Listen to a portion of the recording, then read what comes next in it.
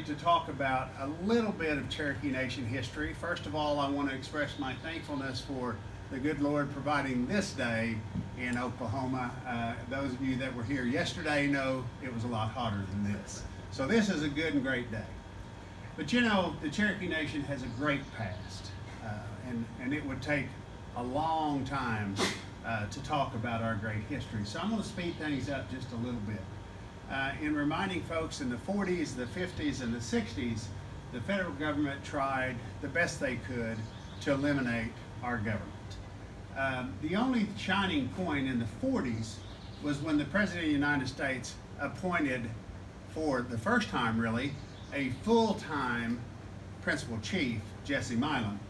Jesse Milam set about the task of quietly rebuilding our government.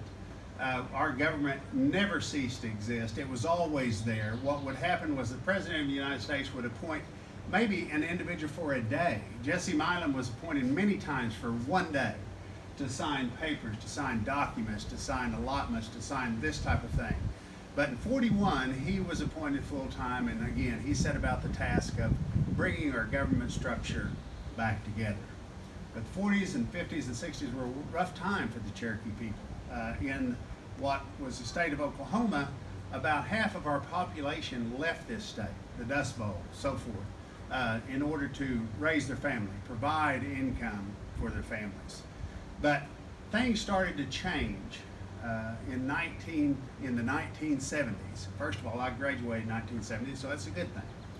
But in 1970, Public Law 91-495 allowed for the citizens of the tribal nations, the Cherokee, Choctaw, Chickasaw, Seminole, Creek, the 5 civilized tribes that were known as that at that time.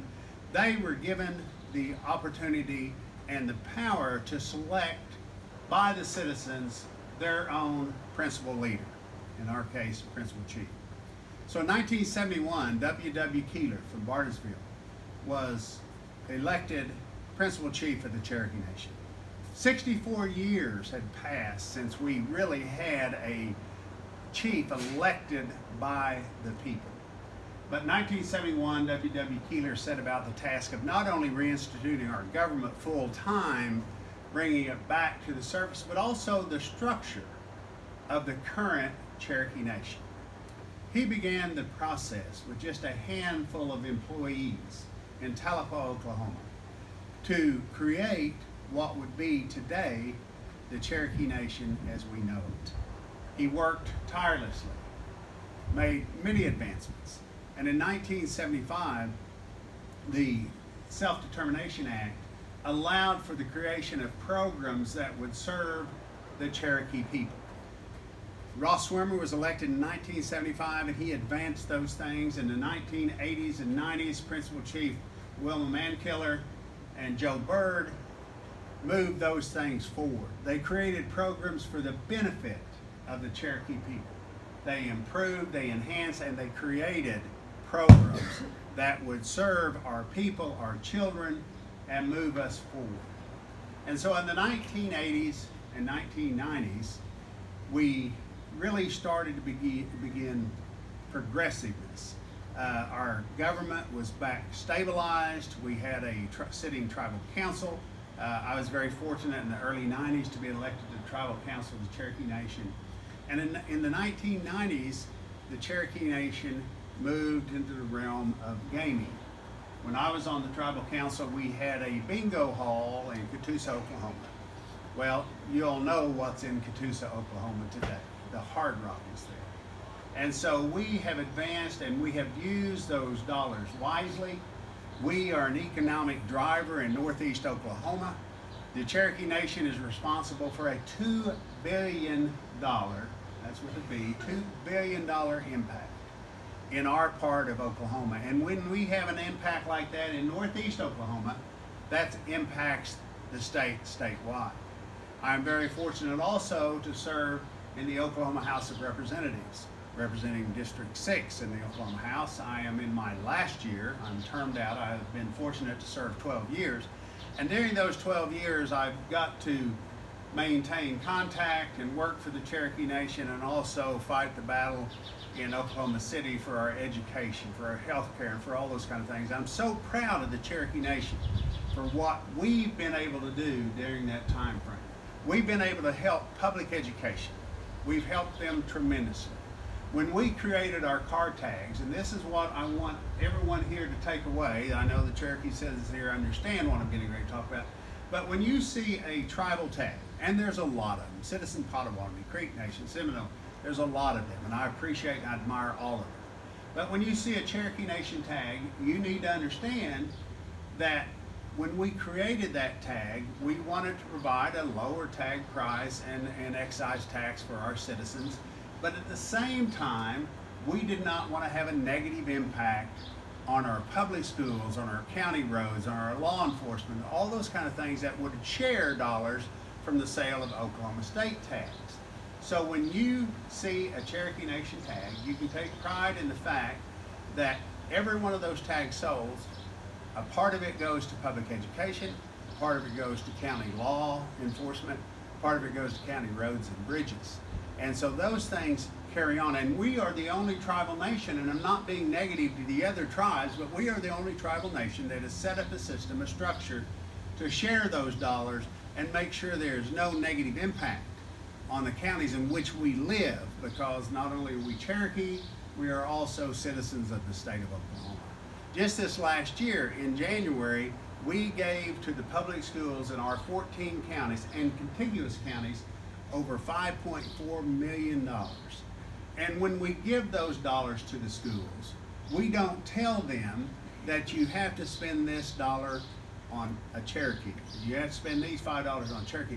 What we tell them is we want you to provide the best education possible for all of our children.